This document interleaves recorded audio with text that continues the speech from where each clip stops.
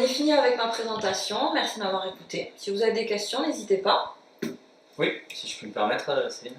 Oui, je voulais un peu revenir, c'est très bien dans l'ensemble, mais j'avais sur certains points, voilà, je trouve que ça manque un peu de pertinence, de réflexion. Enfin, je ne sais pas si tu comprends, on pourra en reparler tout à l'heure. Mais... Oui, ben on en reparlera après. Nicolas? Oui. J'aimerais bien te parler 5 minutes s'il te plaît. Je peux te rejoindre dans ton bureau s'il te plaît? Je te sens énervé, il y a un problème là? J'aimerais bien qu'on reparle de tout ça, oui. D'accord, bon, à tout de suite alors. A tout de suite.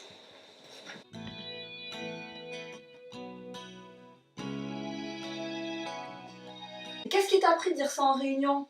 On en avait parlé juste avant. La vérité, on en a parlé juste avant, tu me dis rien et là tu me bazardes ça en réunion devant tout le monde en plus.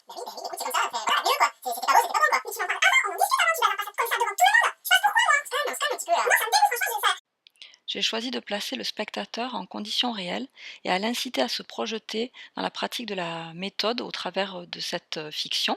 Je lui demande ici de pratiquer la seconde étape de la communication non violente, en identifiant les émotions qu'il ressentirait à la place du personnage féminin.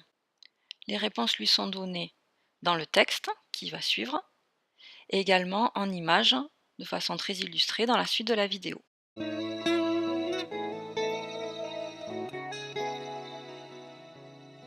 En réunion, tu as dit que mon rapport faisait preuve de peu de réflexion.